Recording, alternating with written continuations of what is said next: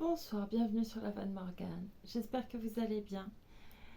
Je reviens, peut-être les yeux un petit peu brillants après une lecture d'Anna Karénine. Mais cette fois-ci, c'était pour lire Les 4 filles du docteur Marsh. Voilà. Je vous remercie beaucoup pour votre écoute et je vous dis à tout à l'heure après cette lecture. Mais merci encore. Chapitre 2. Joyeux Noël. Joyeux Noël. Jo fut la première à se réveiller dans l'aube grise du matin de Noël. Aucun bas ne pendait à la cheminée et elle se sentit aussi déçue que des années auparavant, lorsque sa petite chaussette était tombée tant elle débordait de cadeaux. Puis elle se souvint de la promesse de sa mère et, glissant la main sous son oreiller, elle en sortit un petit livre à la couverture écarlate. Elle le connaissait très bien, car c'était cette magnifique et ancestrale histoire relatant la plus belle existence jamais vécue, et Jo eut le sentiment qu'il s'agissait du guide parfait pour un pèlerin entamant le long voyage. Elle réveilla Meg d'un Joyeux Noël et l'invita à regarder ce qui se trouvait sous son oreiller. Un livre à la couverture verte apparut, avec la même image à l'intérieur et quelques mots écrits par leur mère, ce qui rendait leur unique présent très précieux à leurs yeux. Peu après, Beth et Amy se réveillèrent, tâtonnèrent et découvrirent à leur tour leur petit livre, l'un gris perle, l'autre bleu. Et toutes restèrent là à les parcourir et à en discuter tandis que le jour naissant teintait l'est de rose. En dépit de sa légère frivolité, Margaret était d'une nature douce et pieuse qui inconsciemment influençait ses sœurs, en particulier Jo, qui l'aimait très tendrement et suivait ses conseils si gentiment prodigués. Les filles, dit Meg gravement, son regard passant de la tête ébouriffée près d'elle aux 2 petites couvertes d'un bonnet de nuit dans la chambre voisine. Maman veut que nous lisions, aimions et obéissions à cet écrit, et nous devons commencer immédiatement. Nous avions l'habitude de lui être fidèles, mais depuis que papa est parti et que tout ce problème de la guerre nous a perturbés, nous avons négligé des tas de choses. Vous pouvez faire comme vous l'entendez, mais moi, je vais laisser mon livre sur la table, là, et en lire un petit peu chaque matin dès mon réveil, car je sais que cela me fera du bien et m'aidera tout au long de la journée. Elle ouvrit alors son nouveau volume et en entama la lecture. Jo l'enlaça et, appuyant sa joue contre la sienne, elle se mit, elle aussi, à lire, affichant une expression tranquille que l'on observait rarement sur son visage perpétuellement agité. Que Meg est bonne. Viens, Amy, faisons comme elle. Je t'aiderai avec les mots difficiles et elles nous expliqueront ce que nous ne comprendrons pas, murmura Bess, très impressionnée par les jolis livres et l'exemple de ses sœurs. Je suis contente que le mien soit bleu, dit Amy. Et les chambres devinrent silencieuses tandis que les pages étaient délicatement tournées et que le soleil d'hiver se faufilait dans la pièce et venait toucher les chevelures brillantes et les visages sérieux pour leur souhaiter un joyeux Noël. « Où est maman ?» demanda Meg lorsqu'elle et Jo descendirent en courant pour la remercier de ses cadeaux une demi-heure plus tard. Dieu seul le sait. Une pauvre créature est venue mendier et votre mère est partie de suite voir de quoi elle avait besoin.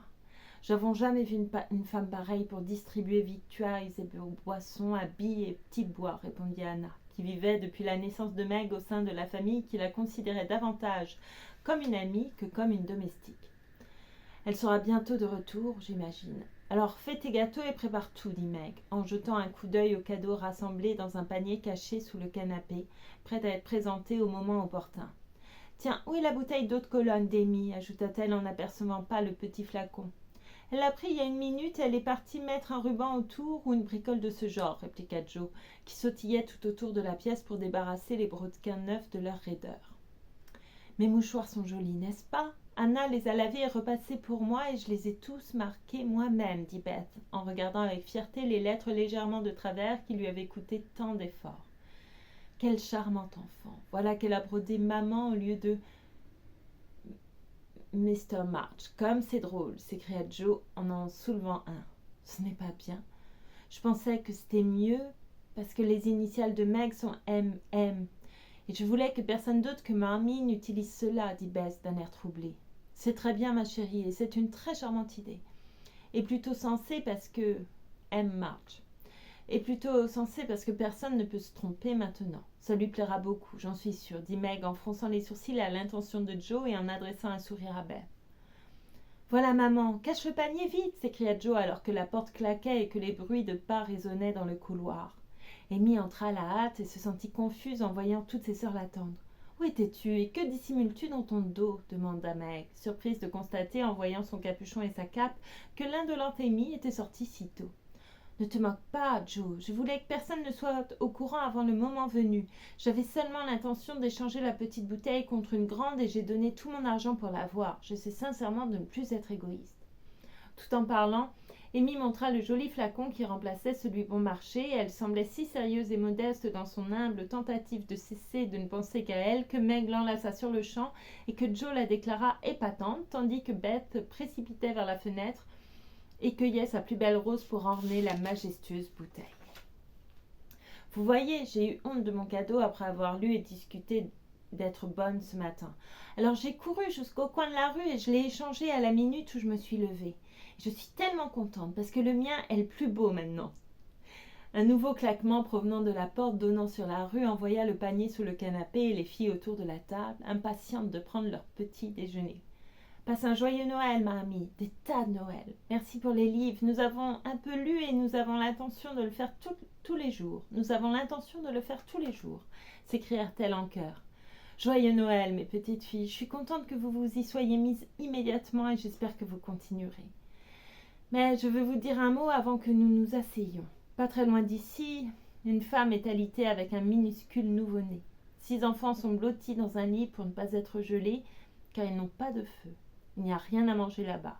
Et le plus âgé est venu me dire qu'il souffrait de la faim et du froid. Mes filles, leur donneriez-vous votre petit déjeuner comme cadeau de Noël ? » Elles étaient toutes exceptionnellement affamées après avoir attendu près d'1 heure et, l'espace d'1 minute, aucune ne parla. Seulement 1 minute, car Joe s'exclama fougueusement. « Je suis tellement contente que tu sois arrivée avant qu'on commence. »« Puis-je venir et aider à apporter tout ça aux pauvres petits-enfants » demanda Beth. Avec empressement. « Je vais y arriver ce soir. » Pardon.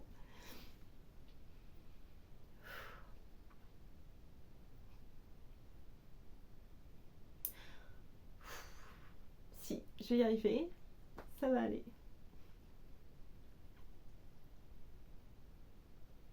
Je connais par cœur. En plus. Waouh. Moi, je vais prendre la crème et les muffins, ajouta Amy, abandonnant héroïquement ce qu'elle aimait le plus. Meg était déjà en train de couvrir les galettes de blé noir et d'empiler le pain dans une grande assiette. « Je me disais bien que vous le feriez, » dit Madame March avec un sourire satisfait. « Vous allez toutes venir m'aider et au retour nous aurons du pain et du lait pour le petit déjeuner et nous nous rattraperons au déjeuner. » Elles furent bientôt prêtes et la procession se mit en route. Heureusement, il était tôt, elles empruntèrent les petits chemins, si bien que peu de gens les virent et personne ne rit de cette drôle de troupe.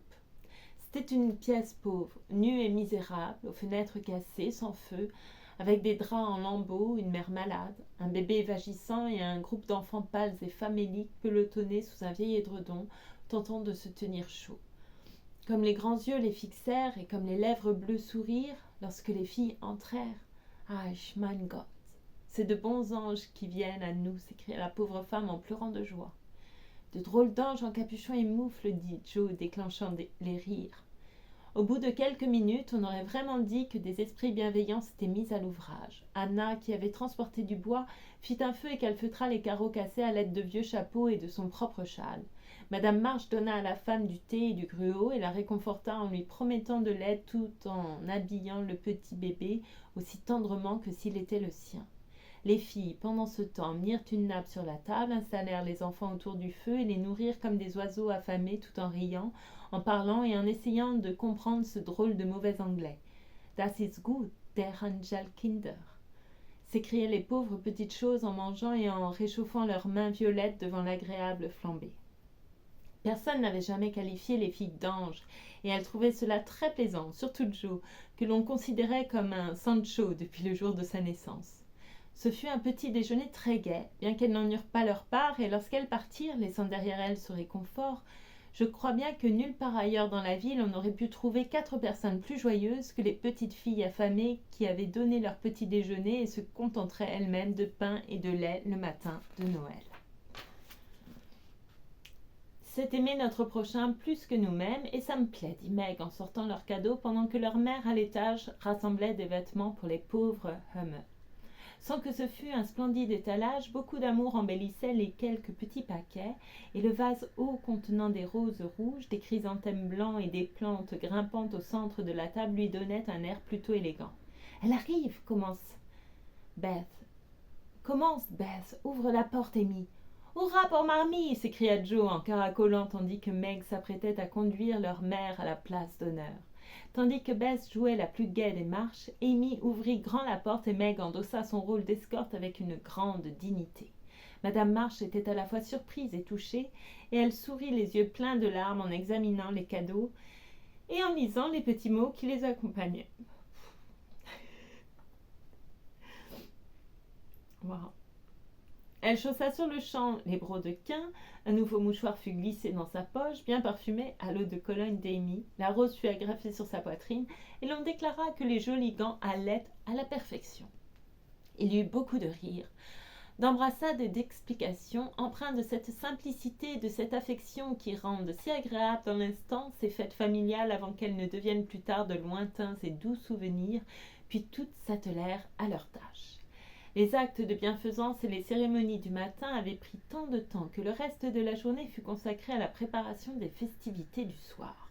Encore trop jeunes pour aller souvent au théâtre et pas suffisamment riches pour se permettre de grosses dépenses dans des représentations privées, les filles mettaient leur intelligence à l'œuvre et, la nécessité étant la mère de l'invention, confectionnaient tout ce dont elles avaient besoin. Certaines de leurs réalisations étaient très ingénieuses. Guitares en carton, lampes antiques fabriquées à partir de beurriers démodés recouverts de papier argenté, superbes robes en vieux coton, étincelantes de paillettes en fer blanc provenant d'une usine de pickles et armures habillées des mêmes très utiles éclats en forme de losange qui restaient lorsque les couvercles des boîtes de conserve étaient découpés dans les feuilles de métal. Les meubles avaient l'habitude d'être mis sans dessus-dessous et la grande pièce était le théâtre de nombreux divertissements innocents. Aucun homme n'était admis. C'était donc Joe qui, pour son plus grand plaisir, jouait les rôles masculins, immensément comblé par une paire de bottes en cuir brun roux qui lui avait été offerte par une amie qui connaissait une dame qui connaissait un acteur. Ces bottes, un vieux fleuret et un pourpoint tailladé autrefois utilisé par un acteur pour un portrait étaient les trésors majeurs de Joe et apparaissait à toutes les occasions. La taille réduite de la troupe obligeait les deux actrices principales à jouer plusieurs rôles chacune, et elles avaient assurément du mérite d'accomplir un travail si ardu, apprenant 3 ou 4 rôles différents, en levant et enfilant à toute vitesse divers costumes tout en gérant la scène. C'était un excellent exercice pour leur mémoire, un divertissement inoffensif qui occupait de nombreuses heures qui sinon auraient été désœuvrées, solitaires ou passées en mondanité moins profitable. Le soir de Noël, une douzaine de filles s'entassèrent sur le lit qui tenait lieu de parterre et s'installèrent face aux rideaux de chintz bleus et jaunes dans un état d'impatience flatteur. De derrière le rideau parvinrent bon nombre de bruissements et de murmures. Un filet de fumée s'échappant d'une lampe et quelques gloussements d'Amy enclines à devenir hystériques dans l'excitation du moment. Peu après, une cloche tinta, les rideaux s'écartèrent et la tragédie opératique débuta. Un bois lugubre, d'après le programme de la pièce, était représenté par quelques arbustes en pot, un tapis vert feutré sur le sol et une grotte au loin. Cette grotte était faite d'un séchoir à linge pour le toit et de commodes pour les parois. À l'intérieur, un petit fourneau sur lequel était posée une vieille marmite noire chauffait au maximum, une vieille sorcière penchée au-dessus. La scène était plongée dans le noir et le rougeoiement du fourneau était du plus bel effet, d'autant plus qu'une véritable vapeur s'éleva de la bouilloire lorsque la sorcière souleva le couvercle. Un instant fut accordé pour permettre aux premiers frissons de se dissiper. Puis Hugo, le traître, entra, une épée cliquetant au côté, portant un chapeau à larges bords, une barbe noire, une mystérieuse cape et les bottes. Après avoir fait les 100 pas, en proie à une vive agitation, il se frappa le front et explosa avec des accents sauvages, hurlant sa haine pour Rodrigo, son amour pour Zara et le plaisir qu'il tirait de sa résolution de tuer le premier et de gagner la seconde. Le ton bourru de la voix d'Hugo, qui se mettait parfois à crier lorsque ses sentiments le submergeaient, était très impressionnant et l'auditoire applaudit au moment où il s'interrompit pour reprendre son souffle. Faisant une courbette, l'air d'être habitué aux louanges du public, il se glissa dans la grotte et ordonna à Agar d'avancer avec un impérieux « Holà, servante, j'ai besoin de toi !» Meg approcha, une crinière grise pendouillant autour du visage, portant une robe rouge et noire, une houlette et une houppelande ornée de signes cabalistiques. Hugo lui demanda une potion afin que Zara l'adore et une autre pour détruire Rodrigo. Agar, d'une belle et mélodieuse voix théâtrale, lui promit les deux et entreprit de convoquer l'esprit qui apporterait le filtre d'amour. « Viens ça, émerge de ton recoin. Léger lutin, devenir, je t'enjoins. Né au cœur des roses, nourri de rosée, charmes et potions, ne peux-tu préparer? Apporte-moi avec une féerique célérité le filtre parfumé dont j'ai nécessité. Fabrique le suave, vif et puissant. Esprit, réponds maintenant à mon chant. » Un doux accord de musique retentit, puis, au fond de la grotte, apparut une petite silhouette d'un blanc trouble, aux ailes étincelantes, aux cheveux d'or, une guirlande de roses sur la tête. En agitant la main, elle chanta « Si j'apparais, venue de mon recoin éthéré, au loin dans la lune argentée, prends le charme enchanté, oh, utilise-le à propos, ou son pouvoir disparaîtra bientôt. » Et, laissant tomber un petit flacon doré au pied de la sorcière, l'esprit s'évanouit. Un nouveau chant d'Agar provoqua une autre apparition, pas aussi charmante, car, dans un grand fracas, un hideux diablotin noir surgit qui, après avoir croassé une réponse, jeta à Hugo un flacon de couleur sombre et disparut avec un rire moqueur. Après avoir roucoulé ce remerciement et rangé les potions dans ses bottes, Hugo partit, et Agar informa le public que, dans la mesure où il avait tué quelques-uns de ses amis dans le passé, elle lui avait jeté un sort et avait l'intention de contrarier ses plans et de se venger de lui. Puis le rideau tomba et l'auditoire se reposa et mangea des bonbons en discutant des mérites de la pièce. Un bon nombre de coups de marteau se firent entendre avant que le rideau ne se lève à nouveau. Mais lorsqu'il devint évident qu'un chef-d'œuvre de menuiserie scénique avait été érigé, aucun murmure de protestation ne s'éleva à cause du retard. C'était franchement superbe. Une tour se dressait jusqu'au plafond. À mi-hauteur se découpait une fenêtre éclairée par une lampe et, derrière le rideau blanc, apparut Zara dans une ravissante robe bleue et argentée, attendant Rodrigo. Il fit son entrée en magnifique habit d'apparat, chapeau à plumes, cape rouge, accroche-cœur châtain, guitare et les bottes, naturellement. Agenouillé au pied de la tour, il se lança d'un ton attendri dans une sérénade. Zara répondit et, après un dialogue musical, accepta de s'enfuir. Puis survint le grand effet de la pièce. Rodrigo sortit une échelle de corde comportant 5 échelons, jeta une des extrémités et invita Zara à descendre. Timidement, elle se glissa le long du cordage, posa sa main sur l'épaule de Rodrigo, et elle était sur le point de sauter avec grâce lorsque, hélas pour Zara, elle oublia sa traîne. Elle s'accrocha à la fenêtre, la tour chancela, pencha vers l'avant, tomba avec fracas et enterra les malheureux amoureux sous les ruines. Un hurlement général s'éleva tandis que les bottes brun-roux s'agitaient frénétiquement au milieu des décombres et qu'une tête blonde émergeait, s'exclamant « Je te l'avais dit, je te l'avais dit !» Avec une merveilleuse présence d'esprit, Don Pedro, le père cruel, se précipita, tira sa fille de là et glissa à toute vitesse en aparté. « Ne ris pas, fais comme si tout allait bien. » Puis il ordonna à Rodrigo de se lever et le bannit du royaume avec courroux et mépris. Bien que manifestement secoué par la chute de la tour sur lui, Rodrigo défia le vieux gentleman et refusa de bouger. Cet intrépide exemple enflamma Zara. Elle aussi défia son père et il les envoya tous deux dans le plus profond des donjons du château. Un robuste petit serviteur surgit avec des chaînes et les emmena, l'air très effrayé et ayant de toute évidence oublié la tirade qu'il était censé prononcer. Le troisième acte se déroulait dans l'entrée du château. C'est là qu'Agar apparaissait, venue pour libérer les amoureux et achever Hugo. Elle l'entend arriver et se cache, le voit verser les potions dans 2 coupes de vin et ordonner au timide petit serviteur « Apporte-les aux prisonniers dans leurs cellules et dis-leur que je serai là sous peu. » Le serviteur prend Hugo à part pour lui dire quelque chose et Agar échange les coupes contre 2 autres, inoffensives. Ferdinando, le laquais, les emporte et Agar repose la coupe qui contient le poison destiné à Rodrigo. Hugo, qui a soif après avoir longtemps piaillé, la boit, devient fou et, après bon nombre d'agrippements et de piétinements, tombe raide et meurt. Pendant ce temps, Agar lui apprend ce qu'elle a fait dans une chanson à la puissance et à la mélodie exquise.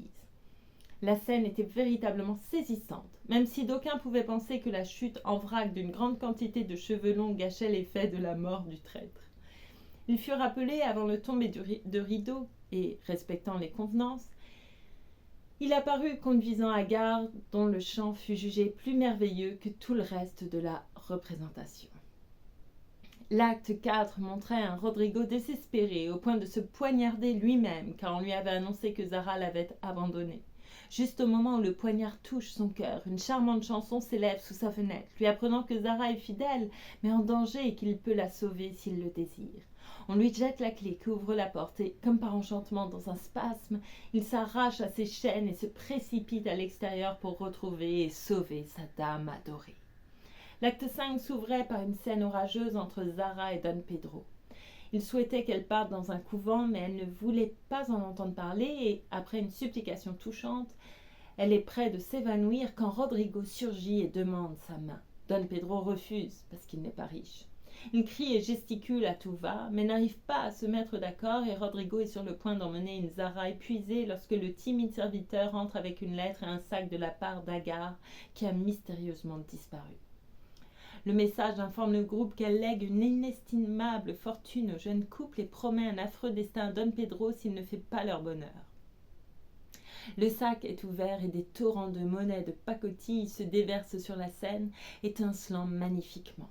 Ceci adoucit pleinement le père sévère. Il consent dans un murmure, tous se rejoignent en un joyeux chœur et le rideau tombe sur les amoureux s'agenouillant pour recevoir la bénédiction de Don Pedro avec une grâce des plus romantiques. De tumultueux applaudissements s'ensuivirent, brutalement interrompus, car le lit de camp sur lequel était construit le parterre se referma soudainement, anéantissant l'enthousiasme du public. Rodrigo et Don Pedro se précipitèrent à la rescousse et toutes s'en tirèrent indemnes, même si beaucoup riaient tant qu'elles ne pouvaient parler. L'excitation avait à peine décru lorsque Anna apparut avec les compliments de Madame March, ajoutant « Ces dames veulent-elles bien descendre souper ?» C'était une surprise, même pour les actrices, et, en découvrant la table, elles se regardèrent avec une stupéfaction ravie. C'était bien de Marmie de préparer une petite surprise pour elle, mais on n'avait rien vu de si somptueux depuis l'époque d'abondance désormais disparue. Il y avait de la glace, 2 récipients en fait, de la rose et de la blanche, des gâteaux, des fruits et de déconcertants rochers, et, au centre de la table, 4 gros bouquets de fleurs de serre. Elles en eurent le souffle coupé. Elles regardèrent d'abord fixement la table, puis leur mère, qui semblait y prendre un immense plaisir. « C'est les fées ?» demanda Amy. « C'est le Père Noël, dit Bess. »« C'est maman, renchérit Meg, avec son plus doux sourire, malgré sa barbe grise et ses sourcils blancs. »« Tante March a eu un élan de bonté et nous a envoyé le souper, » s'écria Joe avec une inspiration soudaine. « Tout faux. C'est le vieux Mr. Lawrence qui l'a envoyé, » répondit Madame March. « Le grand-père du jeune Lawrence ? Qu'est-ce qui a bien pu lui mettre ça en tête ? On ne le connaît pas, s'exclama Meg. Anna a parlé à une de ses servantes de votre petit déjeuner de fête. C'est un vieil homme étrange, mais ça lui a plu. Il connaissait mon père il y a des années et il m'a adressé un message poli cet après-midi déclarant qu'il espérait que je l'autorise à exprimer ses sentiments amicaux à l'égard de mes enfants en leur envoyant quelques bagatelles en l'honneur de cette journée. Je ne pouvais refuser. Vous avez donc un petit festin ce soir pour compenser le pain et le lait du petit déjeuner. C'est ce garçon qui lui a mis ça en tête, je le sais. C'est un type épatant et j'aimerais que nous fassions connaissance. Il a l'air d'avoir envie de nous connaître, mais il est timide et Meg est tellement guindée qu'elle ne me laisse pas lui parler quand nous le croisons, dit Joe, tandis que les plats circulaient et que la glace commençait à fondre à vue d'œil, avec des hauts et des has de satisfaction. Vous parlez des gens qui vivent dans la grande maison à côté, n'est-ce pas ? Demanda une des filles. Ma mère connaît le vieux Mr. Lawrence, mais elle prétend qu'il est très fier et n'aime pas se mêler aux voisins. Il garde son petit-fils enfermé quand il ne monte pas à cheval ou ne se promène pas avec son précepteur. Il le fait étudier horriblement dur. Nous l'avons invité à notre fête, mais il n'est pas venu. Maman dit qu'il est très gentil, même s'il ne nous parle jamais, à nous, les filles. Une fois, notre chatte s'est échappée, il nous l'a ramenée et on a bavardé par-dessus la clôture et tout se passait admirablement bien. On discutait cricket et ainsi de suite lorsque Meg est arrivé et il est parti. J'ai bien l'intention de mieux le connaître, un de ces jours, parce qu'il a besoin de se distraire, j'en suis sûre, dit Joe d'un ton résolu. J'aime bien ses bonnes manières, et il a l'air d'un petit gentleman, alors je n'ai aucune objection à ce que tu le rencontres si l'occasion se présente. Il a lui-même apporté les fleurs et j'aurais dû lui demander d'entrer si j'avais été certaine de ce qui se passait à l'étage. Il avait l'air si mélancolique en partant, en entendant tout le monde s'amuser, ce qui, à l'évidence, lui manque. Heureusement que tu ne l'as pas fait, maman, rit Joe en regardant ses bottes. Mais un de ces jours, nous jouerons une autre pièce, qu'il pourra voir cette fois. Peut-être qu'il nous aidera à la jouer, ça ne serait pas amusant. Je n'avais encore jamais eu de bouquet. Comme c'est joli, dit Meg en examinant ses fleurs avec grand intérêt. Elles sont vraiment ravissantes, mais les roses de Bess sont encore plus douces à mes yeux, dit Madame March en humant le petit bouquet à moitié fané à sa ceinture.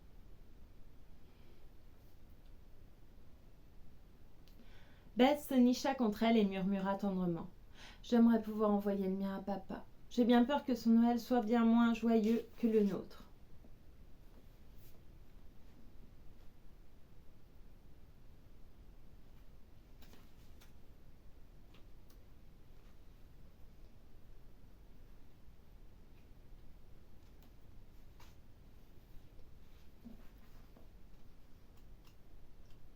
Alors c'est une courte lecture. Normalement je devais ajouter 2 chapitres, mais comme j'ai peu de batterie, je vais m'arrêter là. Pour ce qui concerne, en ce qui concerne les 4 filles du docteur March. Je vais prendre juste les archives de la joie de Jean-François Beauchemin parce que je n'ai pas de chanson là. La foi en l'avenir. Nous allons bien voir. Un jour du mois de mai, j'ai sauvé de la noyade le petit d'un coyote qui s'était aventuré un peu trop près des rapides de l'Anse aux Vigneaux. Le sentiment de gratitude farouche exprimé alors à mon endroit par la mer demeure en moi comme un tressaillement. Un mois plus tard environ, j'étais à ma table de travail en train de mettre la dernière touche à un paragraphe lorsque j'ai entendu au loin le long hurlement vespéral typique de ces chiens sauvages. La lune était haute au-dessus des arbres quand je suis sortie de la maison, mon col relevé, et que je me suis engouffrée dans la forêt pour répondre à cette convocation. Le vent léger modifiait autour des arbres la disposition des atolls. Quelques étoiles claires m'accompagnaient, que le ciel faisait glisser le long de ces larges avenues stellaires. J'ai reconnu au point de rendez-vous la mère coyote couchée sur le flanc, atrocement atteinte, prête à mourir au bout de son sang. La petite clairière où j'ai passé à son chevet les quelques heures suivantes est restée peu éclairée, un ou deux gros nuages voilant la lune avec une sorte de pudeur. Je soufflais de temps à autre à la mourante un mot ou deux d'encouragement. Je veux croire qu'elle s'appuyait sur ces mots-là pour tenter, au milieu de cette nuit si pleine d'absolu, de s'habituer aux ténèbres sans poids, sans dimension et sans durée qui l'attendaient et qu'elle entrevoyait certainement déjà en elle. Le vent s'était tu. Les fleurs étaient fermées. Le monde se figeait dans une stupéfiante immobilité. Une chose pourtant subsistait. Peut-être parce qu'il pensait à son petit resté au terrier. Je sentais palpiter dans l'esprit de mon coyote le feu d'une espèce de foi en l'avenir. L'animal toutefois ne vit jamais l'aube et mourut avec les dernières étoiles. Je rentrai chez moi, escortée par quelques oiseaux silencieux.